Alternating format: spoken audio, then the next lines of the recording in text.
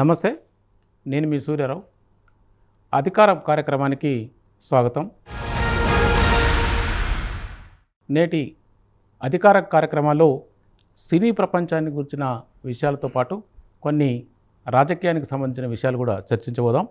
నేటి సబ్జెక్టు వీళ్ళు హీరోలే కాదు అనే దాని మీద మెయిన్గా ఫోకస్ చేసి మనం మాట్లాడదాం.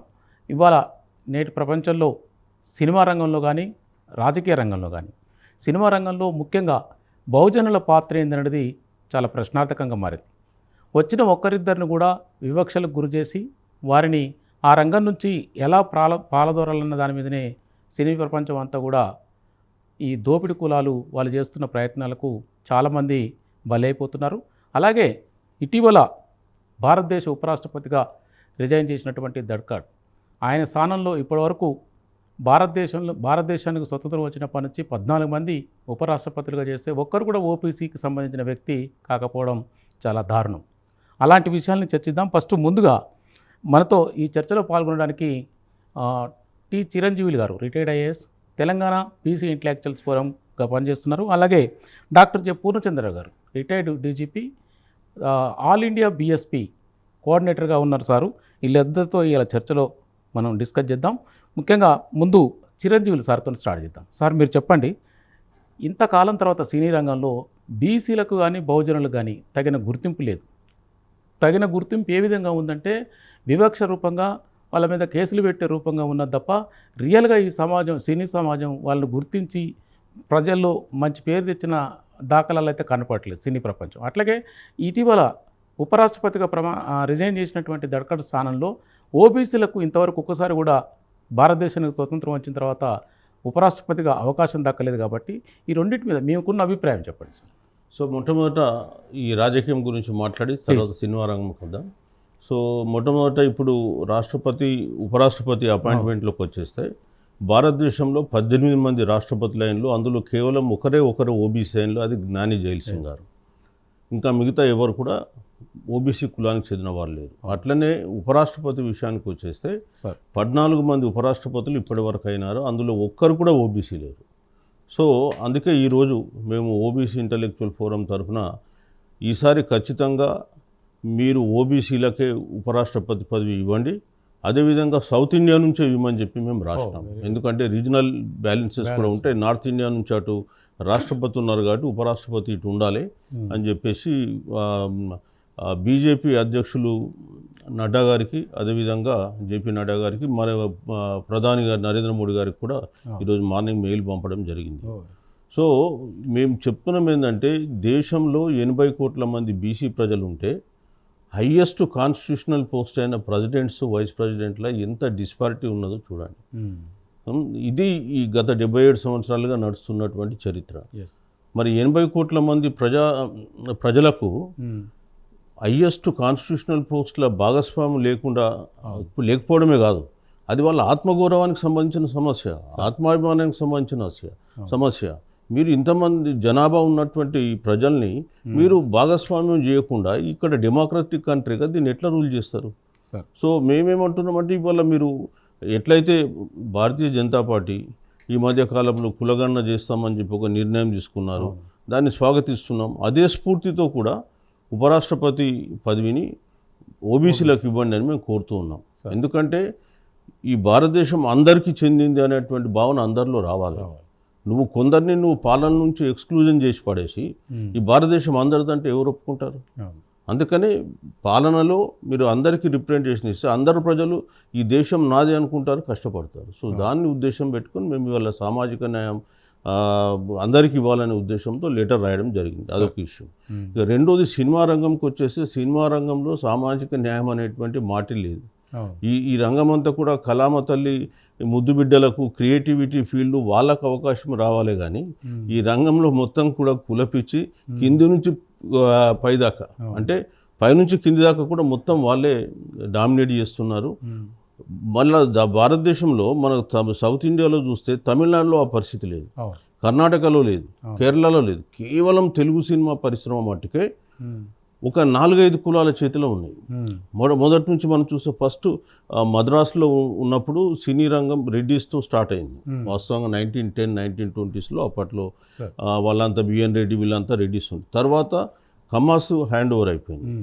ఆ తర్వాత కొంత రాజులు వచ్చిండ్రు. ఆ తర్వాత చిరంజీవి రంగంలోకి వచ్చిన తర్వాత సినీ హీరోగా కొంత కాపులు వచ్చిండ్రు. దాసనారాయణ కూడా కాపే. నెక్స్ట్ తెలంగాణ వచ్చినాక విజయ్ దేవరకొండ వేలుమ చేతులకు. అంటే ఈ భూస్వామ్య అగ్రకుల వాళ్ళు లేదా ఆధిపత్య కులాలు సినిమా రంగంలో అన్నిటిని ఆక్యుపై చేసుకున్నారు. ఇప్పుడు ఉదాహరణకు వాళ్ళు ఏంటంటే హీరోలే వాళ్ళు. సినిమా హీరోలు మీరు ఒక ఈ 12-13 సినిమాలు ఒక టాప్ హీరోస్ తీస్తే అందులో ఒక్క బీసీ లేడు. పొరపాటున ఒక బీసీ సుమన్ లాంటోడు హీరోగా పైకి వస్తుంటే ఆయన మీద కేసులు పెట్టి పాపం అని ఎటు కాకుండా చేసిండ్రు. సో అది ఆ విధంగా జరిగింది. ఇక పోతే దర్శకులు కూడా, దర్శకులలో కూడా వాళ్ళే ఎక్కువ మట్టుకున్నారు. సో శంకర్ నుండి తెలంగాణ నుంచి ఆయన జైబోల్లో తెలంగాణ సినిమా తీసిండు. ఆయన జయం మనదేరా అని వెంకటేష్తో సినిమా తీసిండు, దగ్గుపాటి వెంకటేష్తో తీసి సూపర్ డూపర్ హిట్ సినిమా అది. దాంట్లో కాన్సెప్ట్ ఏంటంటే దళితులకు బహుజనులకు రాజ్యాధికారం రావాలనే కాన్సెప్ట్తో తీసినటువంటి సినిమా అది. ఆ సినిమా తీసిన తర్వాత ఆయనకు సినిమా అవకాశాలు లేకుండా చేసేసింది. అది జరుగుతున్నటువంటి వ్యవస్థ. మరి బహుజనులకు సంబంధించిన హీరోయిన్లు కావాలి, వాణిశ్రీ కావచ్చు, శారద కావచ్చు, వీళ్ళంతా బహుజనుల హీరోయిన్లు ఉంటారు. కానీ మాధవి ఎస్ వీళ్ళంతా బహుజనుల హీరోయిన్లు మాత్రం సినిమాలో కావాలి, కానీ హీరోలు కాకూడదు. హీరోలు అంటే సాహసోపేతమైనటువంటి చర్యలు చేసేవాడు కాబట్టి వాళ్ళంతా వాళ్ళు ఏదో సాహసోపేతంగా చూపించుకోవాలి, గొప్ప గొప్ప యాక్షన్ చేసినట్ట. దాన్ని బహుజనులు చూసి వీళ్ళను గౌరవించడం కాదు, ఆరాధించడం, దేవుని కంటే ఎక్కువ ఆరాధించడం. ఇవాళ సినిమా రిలీజ్ అయితే ఆ పోస్టర్లను అతికించడం నుంచి దానికి పూజ చేయడం, కొబ్బరికాయలు కొట్టడం, దిష్టి తీయడం, రకరకాల పనులన్నీ చేసేది వీళ్ళు మాత్రం హీరోలుగా బతికినారు. ఒక హీరో ఉన్నాడు కదా సార్, నారాయణమూర్తి గారు. ఆయన పాపం బీసీ కాన్సెప్ట్ నుంచి వచ్చిన, బీసీల నుంచి వచ్చినా కూడా ఆయన వ్యక్తిత్వం అంతా బీసీగానే ఉంటుంది పాపం. ఆయన ఏం ఫీల్ కాడు హీరో. ఒకరిద్దరు ఎక్సెప్షన్స్ ఉంటారు ఎక్కడైనా వ్యవస్థలో. నేను వారి గురించి ఆయన మొదటి నుంచి కూడా కమ్యూనిస్టు భావాలు ఉన్నాడు, అందరినీ కూడా కలుపుకొని పోవాలన్నటువంటి తత్వం ఉన్నాడు. కానీ ఫిలిం ఇండస్ట్రీలో ఏమైందంటే, తెలుగు ఫిలిం ఇండస్ట్రీ నేను ఇంతకుముందు చెప్పిన వర్గాల చేతిలో ఉండడంలో వాళ్ళే హీరోలు, వాళ్ళే నిర్మాతలు, వాళ్ళే దర్శకులు, అదేవిధంగా వాళ్ళకి సినీ స్టూడియోస్ ఉంటాయి. ఆ సినీ స్టూడియోస్ గురించి కూడా నేను చెప్పగలను, ఎవరెవరికి ఏ రేటుకు ప్రభుత్వాలు అలాట్ చేసినాయని. ఇప్పుడు మీరు చూస్తే హైదరాబాద్కు సినిమా రంగం తల్లి రావాలనే ఉద్దేశంతో అప్పుడు 79-80s మనకు బంజారా హిల్స్లో అన్నపూర్ణ స్టూడియోకు 23 ఎకరాలు ఇచ్చారు. ఏ రేటుకి ఇచ్చారండి? 5,000 ఎకరం నాటు గజం. 5,000 ఎకరం ఇస్తే ఇవాళ ఎకరంకు 100 కోట్లు ఉంటుంది మినిమం, ఈజీగా 2,300 కోట్లు ఒకటి. అట్లా పోతే రామనాయుడు స్టూడియోకి అది కూడా 8,000 per acre ఇచ్చారు, అది రామనాయుడు స్టూడియోస్కు. అట్లాగే రామకృష్ణ సినీ స్టూడియోకి ఇచ్చారు. అదేవిధంగా మీరు చూసినట్టయితే పద్మాల స్టూడియోకు 10 ఎకరాలు ఇచ్చారు, 8,500 per acre. అట్లాగే మీరు ఆనంద్ సినీ సర్వీసెస్, తర్వాత రాఘవేంద్రరావు గారికి 2 acres లోపల ఇచ్చారు. తర్వాత శబ్దాలయ స్టూడియోస్ 8,500 per acre. మరి ఇంత ప్రజల సొమ్ము అత్యంత తక్కువ రేటుకు మీకు ఆఫర్ చేస్తే మీరు ప్రజలకు ఇచ్చింది ఏంది? ఈ సినీ రంగాన్ని అసలు ఎవడు పెంచి పోషిస్తుండండి? బహుజనులు కాకపోతే. ఈ సినిమా చూసేదే వీళ్ళు. 85%, 90% ప్రజల బహుజనులు. మేము మీ టికెట్ను ప్రభుత్వం దగ్గర మీరు ఎన్నెన్నో పద్ధతులు ఉపయోగించి రేట్లు పెంచితే 500, 1000 రూపాయలు కూడా పెట్టి కొని మీ సినిమాలను నడిపిస్తే మా హీరోలు మాకు అందులో ఆ పరిశ్రమలో స్థానం లేకుండా చేస్తారా? సో అదే ఇప్పుడు బేసిక్గా బహుజనులు ఆలోచించాల్సిన ప్రశ్న. ఇట్లాంటి హీరోలు ఉన్న సినిమాలు చూడొద్దు.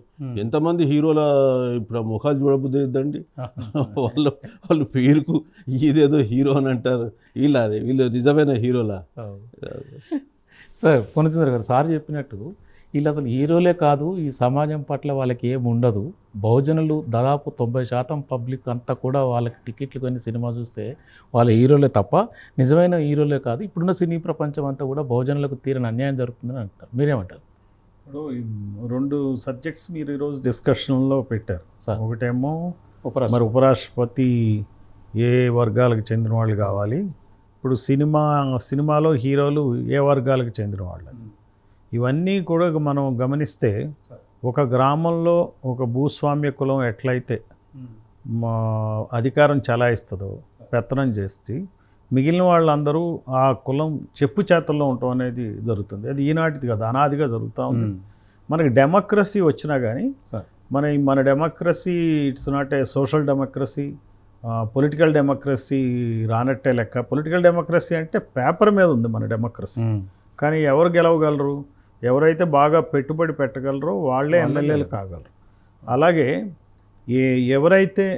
ఎవరైతే ఈ లాబియింగ్ చేయగలరో వాళ్ళే ఉపరాష్ట్రపతి అయ్యేటువంటి అవకాశం ఉంటుంది. ఏ కుటుంబాలకైతే, ఏ భూస్వామ్య కులాలకు చెందిన కుటుంబాలకైతే డబ్బులు ఉంటాయో, పెట్టుబడి పెట్టి సినిమాలు తీయగలరో వాళ్ళే హీరోలు కాగలరు.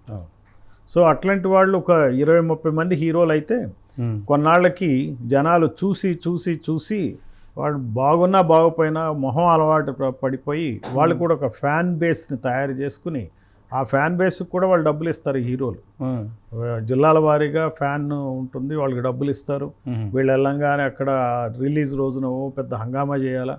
సో వాళ్ళని ఇక్కడ పిలిపించి ఆడియో రిలీజ్ ఫంక్షన్లో కూడా పెద్ద మన రాజకీయ నాయకులు ఎట్లయితే జనాలను తరలిస్తారో వీళ్ళని కూడా అలాగే తరలిస్తారు. ఆడియో ఫంక్షన్ పెట్టి ఆ హీరో కనపడంగానే వీళ్ళు పెద్ద అల్లరి చేసి ఒక క్రేజ్ క్రియేట్ చేసి మళ్ళీ వీళ్ళ ఛానల్స్లోనే అవన్నీ చూపించినందుకుగానే ఆ ఛానల్స్ కూడా డబ్బులు వసూలు చేసుకుని ప్రజల్ని ఎట్లా చేస్తున్నారంటే మేక్ బిలీవ్ వరల్డ్ అనమాట. వీళ్ళ నిజమైన హీరోలు రా అనే విధంగా ఈ సామాజిక వ్యవస్థలో ఎవరైతే పైన ఉన్నారో వాళ్ళు, మనకి ఎవరి పైన ఉంటారు, ఆంధ్రప్రదేశ్లో రాష్ట్రానికి వస్తే కమ్మారెడ్డి కులాల వాళ్ళే పైన ఉంటారు. ఇక్కడ తెలంగాణ వస్తే కమ్మారెడ్లు కాకుండా వెలమ. అంటే వీళ్ళ ఆధ్వర్యంలోనే ఆ సినీ మాయా ప్రపంచం మొత్తం నడుస్తుంది. ఇప్పుడు ఇందాక చిరంజీవులు గారు అన్నట్టు థియేటర్లు ఉన్నాయి. థియేటర్లు ఎవరి చేతిలో ఉంటాయి? కాపు కులానికి చెందిన అరవింద్ చేతుల్లో, కమ్మ కులానికి చెందినటువంటి ఇతను సురేష్ నాయుడు చేతుల్లో, రెడ్డి కులానికి చెందినటువంటి దిల్ రాజు చేతుల్లో ఉంటాయి. సో వాళ్ళు పర్మిషన్ ఇవ్వండి. ఎంత గొప్ప హీరో అయినా, అతను గొప్ప హీరోయిన్లేమో బహుజన కులాలను చూస్తారు, వాళ్ళు బ్రహ్మాండంగా చేస్తారు. కానీ హీరోల్ని వీళ్ళు రానివ్వరు కదా. హీరోలకి అసలు డబ్బులు ఇచ్చేది, హీరోయిన్లకి ఇచ్చేది ఏమి ఉండదు డబ్బులు. సో అందువల్ల వాళ్ళకి అనుగుణంగానే థియేటర్ని అలాట్ చేస్తారు. సో సాధారణమైన ప్రొడ్యూసర్ కానీ వీళ్ళు బడ్జెట్ ఫిల్ములు తీసుకునే వాళ్ళకి అసలు వాళ్ళకి ఏ రకమైనటువంటి స్థానం ఉండదు. ఇప్పుడు మనం చూస్తున్నాం మలయాళంలో పిక్చర్స్ చూస్తాం, చాలా న్యాచురల్గా సబ్జెక్ట్ ఉంటుంది అందులో. సమకాలీన వాతావరణంలో ఒక రోంత్ అనే మూవీ వచ్చింది. రోంత్ అనే మూవీలో ఒక సబ్ ఇన్స్పెక్టర్ పాత్రధారి, ఒక కానిస్టేబుల్ పాత్రధారి ఇద్దరు పెట్రోలింగ్ చేస్తారు. ఒక రాత్రల్లా పెట్రోలింగ్ చేస్తే అక్కడ ఎన్కౌంటర్ అయ్యేటువంటి వేరియస్ ఇష్యూస్ని డిస్కస్ చేసుకుంటూ వాళ్ళు సినిమా అద్భుతంగా తీస్తాడు. సో అటువంటి సినిమాలు అవి వాస్తవానికి దగ్గరగా ఉన్నాయి. నేను అది పోలీస్ ఆఫీసర్గా నేను ఖచ్చితంగా అభినందిస్తున్నాను. ఆ సినిమా ప్రతి పోలీసు కానిస్టేబుల్ కానీ ఆఫీసర్ కానీ చూడాలి. అలానే ప్రజలు కూడా చూడాలి. అంటే పోలీసులు పడే ఇబ్బందులు, చేసే తప్పులు ఒప్పులు అన్నీ ఇవ్వటం జరిగింది. అట్లా ఉంటుంది పోలీస్ పాత్ర. కానీ మన దగ్గర పోలీస్ పాత్ర వేసాడు అనుకోండి, గబ్బర్ సింగ్ పాత్ర వేసాడు పవన్ కళ్యాణ్, లేకపోతే ఇతను ఎవరు కంటి చూపుతో చంపేస్తానంటాడు చూడండి ఒక హీరో బాలకృష్ణ, ఆయన వేస్తాడు. ఆయన వేస్తే ఆయన ఇట్లా కాలు అసలు లిఫ్టే, ఆయన కాళ్ళు వేస్తాయో లేవో తెలియదు కానీ లిఫ్ట్ చేయగానే వాళ్ళు ఎగిరిపోతారు.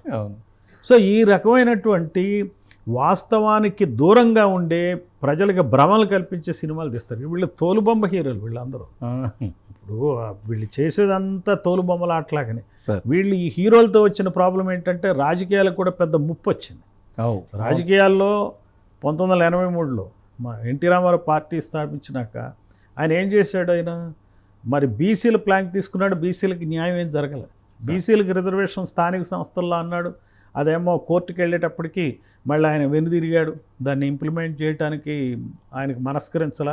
నాకు తెలిసిన సమాచారం చెప్తున్నా, ఆ రోజున ఎన్టీ రామారావు నిలబడి ఉంటే కోర్టులు ఒప్పుకునేవి. ఇప్పుడు ప్రభుత్వాల యొక్క పట్టును బట్టే కోర్టులు కూడా జడ్జిమెంట్లు ఇస్తాయి. దానికి ఉదాహరణ ఏంటి? కమ్మారెడ్డికి రిజర్వేషన్ ప్రభుత్వం ఎప్పుడైతే పట్టుబట్టిందో 10% రిజర్వేషన్లు ఇవ్వాలనుకున్నా 10 రోజుల్లో ఇచ్చారు.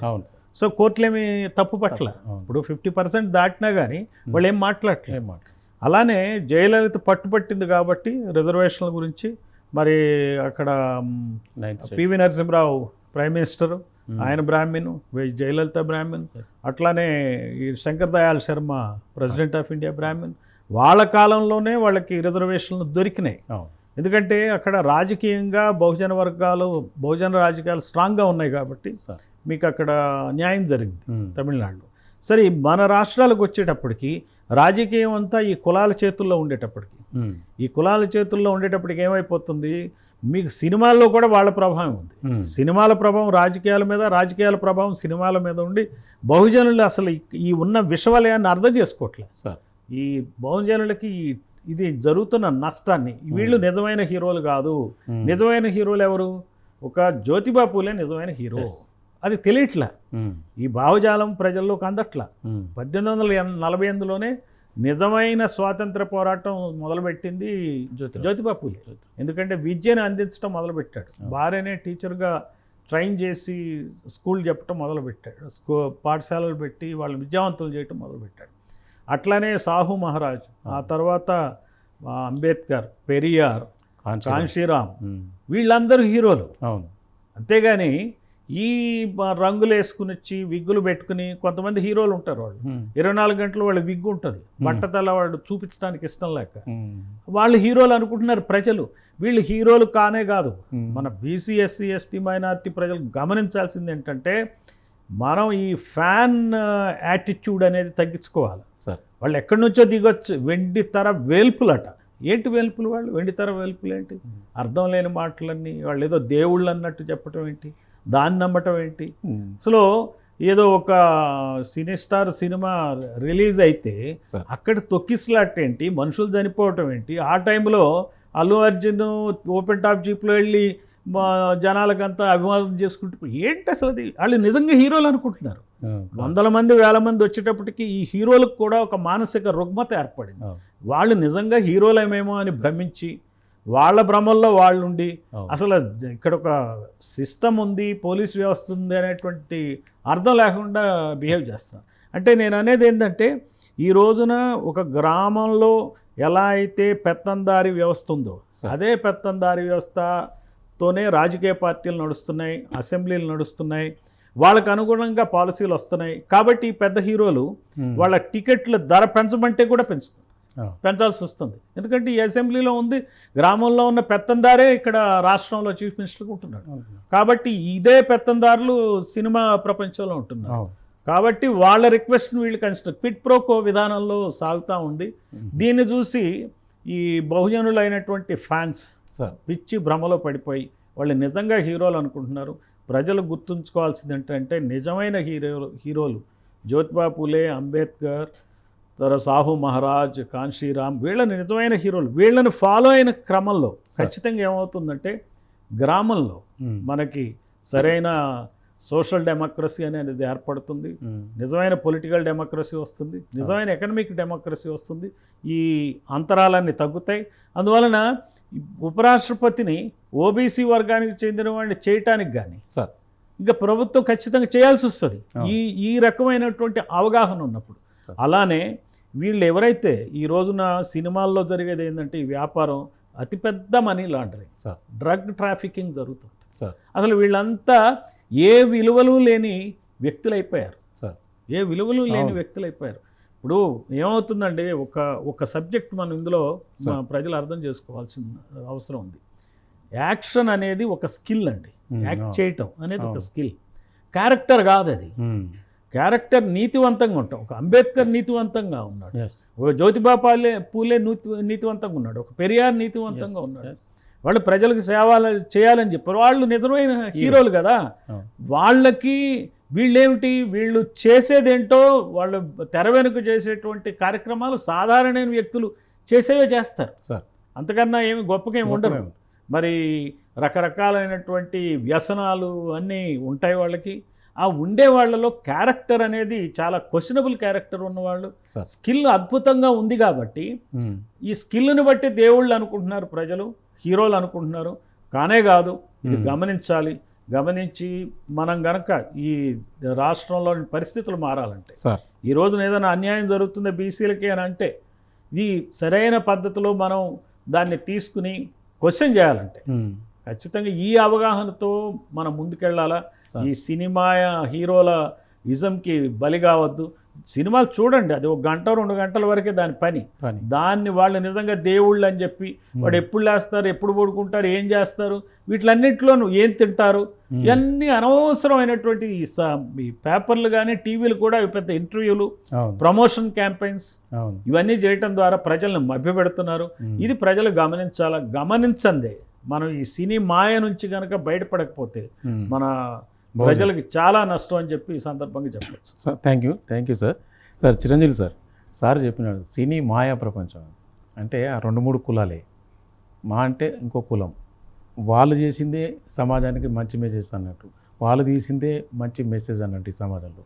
నిజంగా కూడా ఇందాక అల్లు అర్జున్ పేరు ఎత్తినారు కదా సార్, ఆయన ఆ పుష్పలో అదొక స్మగ్లింగ్ క్యారెక్టర్, దానికి ఒక అవార్డులు, దానికి కథ, దాంట్లో మంచి యాక్ట్ చేసిన వాళ్ళకి పోలీస్ కేసులు, మంచిగా పనిచేసిన వాళ్ళ బీసీలకు మన జానీ మాస్టర్ మీద కొరియోగ్రాఫర్ నేషనల్ అవార్డు వస్తే అంటే అవార్డ్స్ వచ్చినా కూడా వాళ్ళకే రావాలి. మళ్ళీ 3-4 కులాలకు తప్ప వేరే వాళ్ళకి వస్తే మాత్రం వాళ్ళు ఓర్చుకోలేరు. పోలీస్ కేసులు కానీ ఎంతకైనా తెగిస్తారు వాళ్ళు. అంటే మొన్న రాజేంద్ర ప్రసాద్ ఆలీని పట్టుకొని బండబూత్ తిట్టాడు. అంటే ఇలాంటి వివక్ష జరుగుతున్నా కూడా అంటే ఆ 3-4 కులాల వరకే సినీ ప్రపంచమా, అందరికీ సినీ ప్రపంచం? అదే మనం మొదటి నుంచి చెప్తుంది అదే విషయం ఏంటంటే ఇది కేవలం ఆధిపత్య కులాలకు సంబంధించినటువంటి ఫిల్మ్ లాగా ఈ తెలుగు సినిమా రంగం రూపొందడం జరిగింది సార్. సో వాళ్ళకు సామాజిక బాధ్యత అనేది, సామాజిక న్యాయం అనేటువంటి కాన్సెప్టే లేదు. సో వారు ఇంతకుముందు పూర్ణచంద్రరావు గారు చెప్పినట్టుగా ఏంటంటే సినీ ప్రపంచంలో విలువలు అనేటువంటి దానికి ఎప్పుడో వలవలు తీసేసినారు వాళ్ళు. సో దాంట్లో ప్రాధాన్యత లేదు అనేది అందరికీ తెలుసు. ఈ హీరోలు వీళ్ళ క్యారెక్టర్ల గురించి మనం మాట్లాడాల్సిన అవసరం లేదు. నిజానికి సినీ రంగం, కళారంగం అనేది బహుజనులకు సంబంధించిన రంగం. ఎవరు కళారంగాన్ని కాపాడింది, కొన్ని వేల సంవత్సరాలుగా జానపద కళల్ని కాపాడింది ఎవరు? బహుజనులు. ప్రతి బహుజన కులం కూడా ఏదో కొద్దిగా కళాత్మకతో కూడుకొని ఉన్నటువంటి కాంట్రిబ్యూషన్. వీళ్ళని చెప్పమనండి ఓసీలకు వాళ్ళ కళ ఏంటో, వాళ్ళు ఒక కళను ఏమి బయటకు తీసుకొచ్చినారు 100 సంవత్సరాలుగా 1000 సంవత్సరాలుగా పెంచి పోషించి. మీరు అదే బహుజనులకు రండి, కొన్ని ఏ కులం తీసినా ఒక కళాత్మక వస్తువు తయారవుతుంది, లేదా కళాత్మకత అందులో కనిపిస్తుంది. వాళ్ళ జీవన విధానమే సంస్కృతే ఒక కళాత్మక జీవన విధానం. అట్లాంటిది పక్కన పెట్టి వీళ్ళకి అసలు ఒక కళ తెలియదు. ఒక పాటలు ఓడి పాడాలి, మాటలు ఓడి మాట్లాడాలి, ఫైటింగ్ ఇంకోటి చేయాలి, మేకప్ ఇంకోటి చేయాలి. ఇవన్నీ పెట్టుకొని వచ్చి మన ముందు కూర్చొని హీరో లేక మాట్లాడుతుంటే మనం వాడిని చూసి చప్పట్లు కొట్టాలి. ఇది దౌర్భాగ్యమైన పరిస్థితి. సో ఇది నడుస్తూ ఉంది ఒకటి. రెండోది వచ్చేసి ఏంటంటే ఇప్పుడు ఇక్కడ తెలుగు కళా ప్రపంచంలో ఈ 4-5 కులాల డామినేషన్ చేయబట్టి బహుజనులకు వాల్యూ లేకుండా పోయింది. మీరు నిజంగా చూస్తే పైడి జయరాజ్ గారు 1940s 1950sలో బాలీవుడ్ సినీ పరిశ్రమను శాసించిన వ్యక్తి. 1980లో దాదాసాహెబ్ ఫాల్కే అవార్డు వచ్చింది. అంతటి గొప్ప వ్యక్తి గురించి అతను ఎక్కడైనా ఇప్పుడున్న సిరిసిల్ల జిల్లాకు సంబంధించినటువంటి వ్యక్తి ఎప్పుడో ముంబైకి బతకడానికి పోయిండ్లు. మునూర్ కాపు కులానికి సంబంధించిన వ్యక్తి అని నేను చదివాను. అవును సార్. మొత్తానికి బీసీ బహుజనుడు. అంత పెద్ద హీరో వేరే రాష్ట్రాలకు పోయి షైన్ అవుతుండు కానీ మన తెలుగు రాష్ట్రాల్లో షైన్ కాలేకపోతుండ్రు. అది కదా బాధ. సో కళాకారులు లేరా బీసీలలో? మరి ఎట్లా ఈయనకు దాదాసాహెబ్ ఫాల్కే అవార్డు 1980లో వచ్చింది. 1940-50లో బాలీవుడ్ రంగాన్ని శాసించినటువంటి వ్యక్తి. ఒక బాలీవుడే కాదు, ఆయన ఈవెన్ గుజరాతీ లాంగ్వేజ్లో చేసినాడు, ఇంకా చాలా నార్త్ ఇండియాలో చేసి, కానీ తెలుగులో మాత్రం ఆయన రానియకుండా సక్సెస్ఫుల్గా అడ్డుకోగలిగింది. సో ఇప్పుడు మనం ఇట్లాంటి బీసీలు ఎవరైతే ఫిలిం ఇండస్ట్రీలో అనగదొక్కబడ్డారో, ఎవరు హీరోలుగా ఉన్నారనేటువంటి చరిత్ర తవ్వితీయాల్సినటువంటి పరిస్థితి ఏర్పడుతూ ఉంది. సో ఈరోజు ప్రభుత్వ పరంగా అన్ని రకాల రాయితీలు వాళ్ళు పొందుతారు. మా ప్రేక్షకులేమో బహుజనులు, హీరోలు మాత్రం మీరా.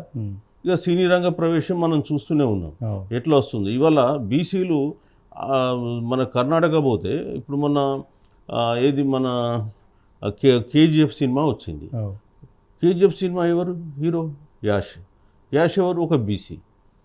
ఈ తెలుగు రంగంలో రాణిస్తారా? అట్లా రాని తొక్కుతారు. తమిళ్లో పండే సూపర్ హీరో విజయ్, అలా తండ్రి క్రిస్టియన్, తల్లి హిందూ. సో క్రిస్టియన్ బ్యాక్గ్రౌండ్ నుంచి వచ్చాడు, but today is Tamil super hero. అట్లనే మీరు కేరళకు పోతే కూడా కేరళలో మీరు ప్రేమ్ నజీర్ ఉండే, తర్వాత మమ్ముటి ఉండే. Mammootty I think is Muslim, వీళ్ళిద్దరు ఎవరో ఒకరు ముస్లిం. సో రాణించిండు బహుజనులను, ఇంక్లూడింగ్ మైనారిటీస్. ఎందుకు రజనీకాంత్ గైక్వాడ్ కమ్యూనిటీ వాళ్ళు మహారాష్ట్రకు సంబంధించిన వ్యక్తి. ఇక్కడ ఆరకట్టుకు సార్ వాళ్ళు. కానీ వాళ్ళు ఆయన పేరు ఒరిజినల్గా గైక్వాడ్ కమ్యూనిటీ. కొంతమంది గైక్వాడ్స్ బీసీలలో ఉన్నారు, కొంతమంది బరోడా గైక్వాడ్ సంస్థానం సంబంధించిన వాళ్ళు ఓసీలలో ఉన్నారు. సో ఇది తెలుసు నాకు, అందుకనే నేను ఈయనను కొంత ఇంకా స్టడీ చేయాలని చెప్పిన ఉద్దేశంతో రజనీకాంత్ గురించి చెప్పలే. But film industry as a whole ఇవాళ ఏమైందంటే రాజకీయాలకు ఒక సింహద్వారం అయింది. ఏంటంటే సినిమాల్లో ఏదో విధంగా కష్టపడి ఒక 5-6 సినిమాలు చేసి హీరోగా అనిపించుకొని డబ్బులు ఖర్చు పెట్టుకొని ఆ ముసుగేసుకుని రాజకీయాలకు వచ్చేసి మళ్ళీ ప్రజల్ని శాసించడానికి ఇక్కడ తయారైనారు.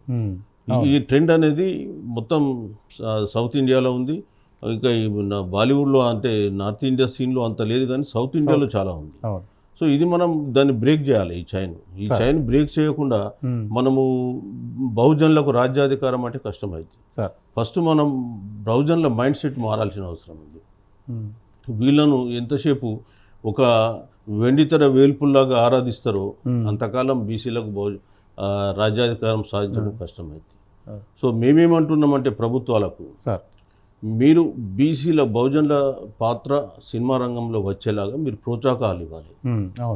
మెయిన్గా ఇప్పుడు సపోజ్ ఒక బహుజనులకు రాజ్యాధికారం వస్తే మీరేం చేస్తారని మీరు ప్రశ్నిస్తే నేను చెప్పేది ఏంటంటే, ఇక్కడ ఫిలిం డెవలప్మెంట్ కార్పొరేషన్ ఉంది.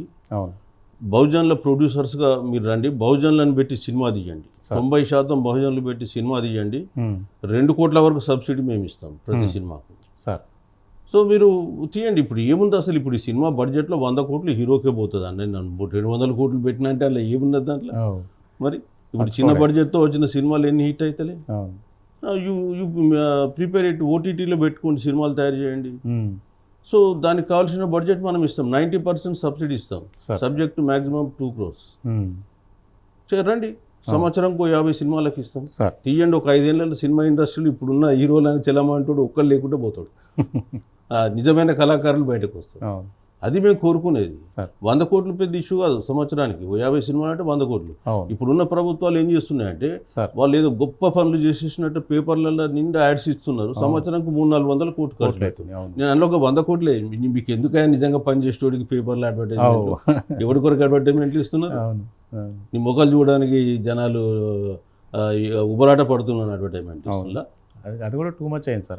300-400 crores మినిమం బడ్జెట్ అండి ప్రతి సంవత్సరము. అందులో 50% ఖర్చు పెడితే బహుజనులు మొత్తం ఫిల్మ్ ఇండస్ట్రీలో వెళ్తారు. ఒక 5 yearsలో టోటల్ ఫిల్మ్ ఇండస్ట్రీ ట్రాన్స్ఫార్మ్ అయిపోతుంది.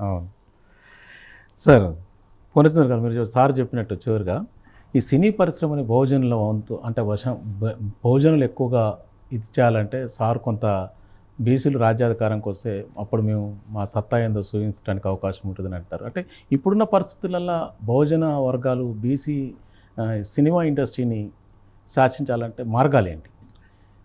చిరంజీవులు గారు అన్నట్టు ప్రోత్సాహకాలు ఇవ్వాలి. ఓకే, అయితే ముందు ముఖ్యంగా ఈ స్టార్ హీరోల సినిమాలకి రేట్లు పెంచడం అనేది మానాలండి.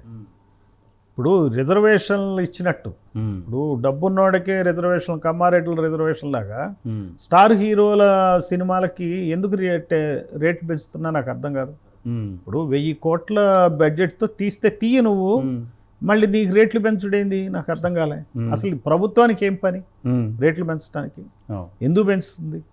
సో ఇది వివక్షే కదా. ఇప్పుడు ఈ స్టార్ పెర్ఫార్మర్స్, స్టార్ హీరోస్ అందరూ కూడా వాళ్ళంతా గ్రాఫిక్స్ చేసి, రాజమౌళి చేసే పని ఏంటి? గ్రాఫిక్స్ చేసి చేయటం తప్పిస్తే, సో సృజనాత్మక, అది ఆయనకున్న సృజనాత్మకత. కానీ దానికి అంత బడ్జెట్, దానికి రేట్లు పెంచడం, దానికి మళ్ళీ ప్రమోషన్ ఎక్సర్సైజెస్. ఇప్పుడు ఆస్కార్ రావాలంటే 100 కోట్లు ఖర్చు పెట్టారట ఆస్కార్ అవార్డు రావటం కోసం. ఎవరి కోసం ఆస్కార్ అవార్డు నాకు అర్థం కాలేదు. ఇక్కడ రాయితీలు ఎందుకు ఇవ్వాలి? వీళ్ళకి రాయితీలు ఇవ్వడం ద్వారా అనవసరంగా వాళ్ళకేమో ప్రభుత్వ ఆదాయం తగ్గటం, రేట్లు పెంచడం ద్వారా వాళ్ళకి ఇన్కమ్ పెట్టడం, ప్రజల్లో క్రేజ్ పెరగటం, సినిమా వేలం వేరుగా చూడటం, ఇవన్నీ జరుగుతూ ఉన్నాయి. ప్రభుత్వం ఎంకరేజ్ చేస్తుంది. ఎట్లున్నదంటే, ఏ కులాలైతే రాజ్యం వెళ్తున్నాయో వాళ్ళే ముఖ్యమంత్రులు, వాళ్ళకే ఆ సినిమాల్లో రాయితీలు. మరి చిరంజీవులు గారు అన్నట్టు ఈ రోజున సృజనాత్మకత ఉన్న కులాలు ఇవి. ఎందుకు సృజనాత్మకత ఉంది అని అంటా ఉంటే, వీళ్ళు వాస్తవానికి దగ్గరగా బతుకుతున్నారు, ఆ గ్రామాల్లో బతుకుతున్నారు, దారిద్ర్యంలో బతుకుతున్నారు, చాలా లేని పరిస్థితుల్లో బ్రతుకుతున్నారు. ఇందాక మీకు మలయాళం సినిమా చూపించినట్టు వాస్తవానికి దగ్గరగా ఉంది మలయాళం సినిమా. మన సినిమా అసలు వాస్తవానికి దగ్గరే లేదు, ఇదంతా మాయ. సో ప్రజలు ఎడ్యుకేట్ అవుతున్నారు. మలయాళంలో తీసిన సినిమా, ఇందాక మీకు రోంత్ మూవీని సంగతి చెప్తే, ఆ రోంత్ మూవీ చూస్తే మనం ఎడ్యుకేట్ అవుతాం. సార్ సో ఏం చేయొచ్చు, ఏం చేయకూడదు, పోలీసులు ఏం చేయొచ్చు, ఏం చేయకూడదు, ప్రజలు ఏం చేయొచ్చు, ఏం చేయకూడదు, అసలు వ్యవస్థ ఎలా నడుస్తుంది. వీళ్ళ సినిమాలు చూస్తుంటే పోలీస్ సినిమా ఏంటంటే అర్థం లేని పోలీస్ పాత్రలు పెడతారు, బూత్ డైలాగులు పెడతారు, మరి డ్యాన్స్ పెడతారు, క్యాబరే డ్యాన్స్లు పెడతారు, పెట్టి వీళ్ళంటే విలువలు ఉన్నాయట, వీళ్ళంతా గొప్ప మనుషులట. ఇప్పుడు ఆ హీరో ఉంటాడండి, ఏం చేస్తాడు హీరో, ఒక హీరోయిన్ బొడ్డు దగ్గరే ఉంటుంది అతని తల. అసలు అతను మంచి మనిషికి ఎందుకు భావిస్తున్నాం మనం? అతను మంచిగా ఎందుకు ఫీల్ అవుతున్నాడు, మనం ఎందుకు భావిస్తున్నాం? వాళ్ళ చేత మళ్ళీ గవర్నమెంట్ ప్రోగ్రామ్స్, ఏది ఆ 10K రన్ అని చెప్పి సెక్స్ ట్రాఫికింగ్ మీద కానీ, డ్రగ్ ట్రాఫికింగ్ మీద కానీ ఎంత దిగజారిపోయామంటే ఈ భావ దారిద్ర్యానికి లోనయ్యామండి. తెలుగు సినీ పరిశ్రమ వలన అసలు టోటల్గా ఉల్టా అయిపోయింది, ఆలోచన విధానం ఉల్టా అయిపోయింది. మరి బలగం సినిమా ఉంది, ఎంత ఖర్చు అవుతుంది చెప్పండి? బలగం సినిమా ఎంత అద్భుతమైనటువంటి మెసేజ్ ఇచ్చిన సినిమా. మరి గ్రామీణ వాతావరణాన్ని తీసుకుని పాత్రలను తీసుకొచ్చి ఒక మెసేజ్, రిలేషన్షిప్స్ ఎట్లా ఇంప్రూవ్ చేసుకోవాలో చెప్పిన సినిమా అది. అది వాస్తవానికి దగ్గరగా ఉంది. సో నువ్వు ఆ రకంగా ఈ ప్రభుత్వం పనేంటి అసలు? ప్రజల కోసం ప్రభుత్వాలా, లేకపోతే వాళ్ళ కోసమే ప్రభుత్వాలా?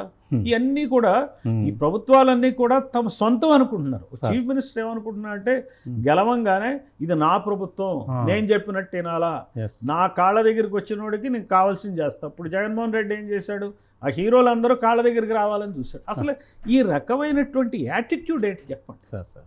అదే చీఫ్ మినిస్టర్ ఇస్తాను రా, నువ్వు నా మాటను లేదా, నా మీద ఏదో కామెంట్ చేసావా, నన్ను లెక్క చేయలేదా, సో పో లోపలికి. ఏంటి అసలు, వాట్ ఈస్ దిస్ నేచర్? ఇప్పుడు చీఫ్ మినిస్టర్ అందరి మనిషి, కొన్ని కులాల మనిషి కాదు, లేకపోతే కొంత స్టార్ హీరోల మనిషి కాదు. సో అందువల్ల ఈ రోజున మా బహుజనులకి, వాళ్ళకి సృజనాత్మక ఉన్నవాళ్ళు, బాధలు పడేవాళ్ళు, ప్రజలకు కమ్యూనికేట్ చేయగలిగిన సత్తా ఉన్నవాళ్ళు, మరి జన్మతః తరతరాలుగా ఈ కళామ తల్లి సేవలో నిజంగా ఉన్నారు. వీళ్ళు పేరుకు కళామ తల్లి అంటారు, చేసేయన్ని అప్రాచ్య పనులు. కళామ తల్లినే అప్రాచ్య పనులు చేస్తారు. వాళ్ళకి అవార్డులు, మళ్ళీ అవార్డులు రాలేదని గొడవ. అంటే తర్వాత ఎంత చిల్లర మాటలండి. రాజేంద్ర ప్రసాద్ ఎంత చిల్లర మాటలు మాట్లాడతాడు. ఆలీ డయాస్ మీద ఉండి బూత్ మాటలు మాట్లాడతాడు. ఆ బ్రహ్మానందం చిల్లర మాటలు మాట్లాడతాడు. అన్ని డబుల్ మీనింగ్ వర్డ్స్. అసలు ఆడియో ఫంక్షన్స్ జిగుప్సాకరంగా ఉంటాయి. వీళ్ళు హీరోలు ఏంటండి మనకి? They are not heroes. Our real heroes are the nation builders. ఈ జాతిని నిర్మాణం చేసిన వాళ్ళు జ్యోతిబా పూలే, సాహు మహారాజ్, అంబేద్కర్, కాన్షీరామ్, వీళ్ళు నిజమైన మన హీరోలు. వీళ్ళు మాత్రం తోలుబొమ్మ హీరోలే.